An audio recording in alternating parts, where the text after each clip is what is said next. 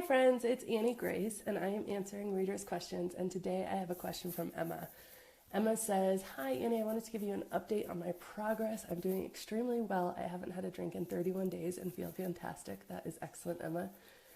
Now the thing is, I've had some, quote, friends question me about not drinking, saying, "Wow, I'm not saying you're an alcoholic, but you must have been drinking quite a lot to have quit."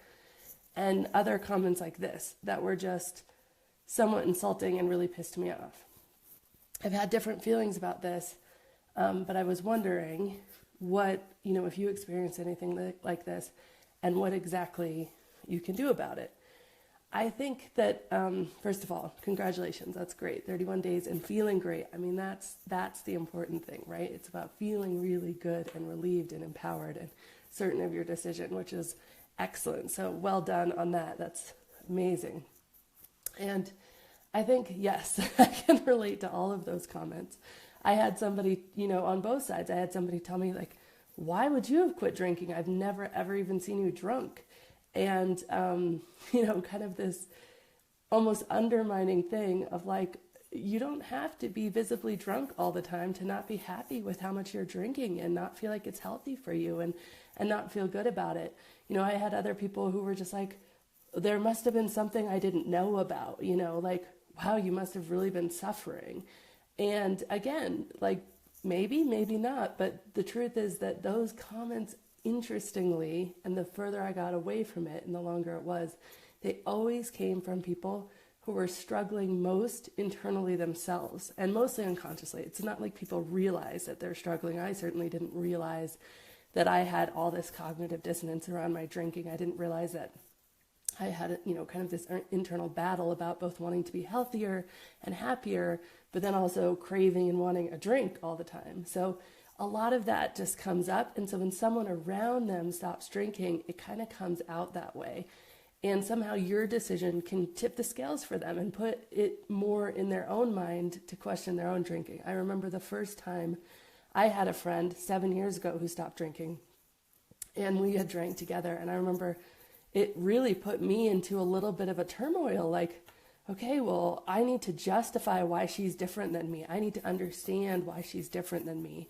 And so the first thing, out of my mouth wasn't necessarily, "Oh, congratulations, good job, well done, I'm so supportive." It was like, well, wait, what about me? I mean, we drink together. Does this mean I have a problem? Like, what about me? And it was a good friend, so I felt comfortable saying those things. But this is just kind of their way to say, what about me? I mean, it's really wearing their concerns on their sleeves to some extent.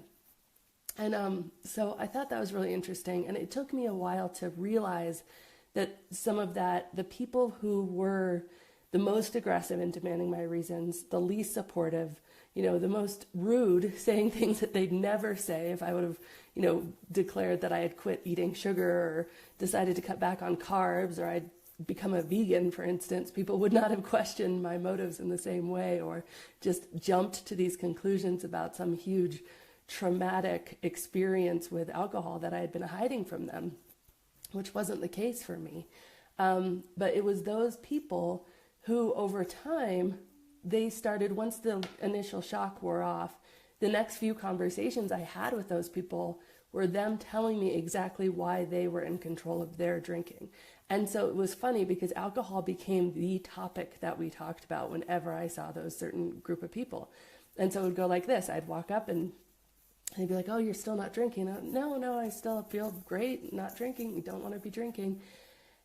They'd say something along the lines of, "Oh, well, I just have one or two, and, I really can take it or leave it. And, I definitely, I think about my drinking too, but I've realized that, I just don't have a problem," and just justifying their drinking in such a way that all of a sudden it clicked for me. And I was like, this isn't about me. This has nothing to do with me.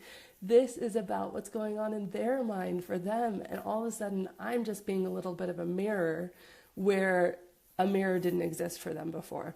And so that was really eye-opening. So I think the main thing, Emma, is it's not about you. It really isn't. And I know it can be hurtful and I know it can be hard. But what you can do is just maintain and do what's true for yourself, and it will go away. I think that the people in your life who truly don't struggle with alcohol, who truly can take it or leave it, these are the people who are more often saying no to a drink than yes to a drink. These people, it's like you got a new haircut or something. It's amazing. Like there's no emotional response. I mean, they're excited for you. Oh, your hair looks great. Oh, that's so cool. Well done. Like good lifestyle choice. I'm sure you feel better. But beyond that, the conversation immediately reverts back to whatever you were talking about before, and your friendship immediately reverts back. And there isn't any lingering alcohol-centric conversation. But the people who are struggling, you can expect that they will want to talk about this. They will want to justify themselves to you. And that's just what's going to happen for a little while. And I think the best thing you can do is just be incredibly graceful and just happy in your own decision, because that, more than anything you ever will say, will be the most influential and positive thing in their lives. And then I will say one last thing is that it totally does get better. Over time, people just kind of go back to normal. And the great news is new people who you meet, it just becomes who you are. Oh, you're that person that doesn't drink. That's cool. And it doesn't even really get brought up that much. So it definitely gets better.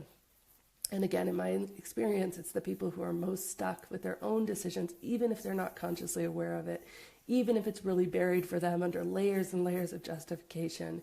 It's that they have that little niggle of not feeling entirely comfortable with their own drinking, and that's why it comes out in conversation with you, because your decision is just acting as a mirror. So I think most importantly, it's not about you. Really well done, and just be as graceful and as positive as you possibly can be.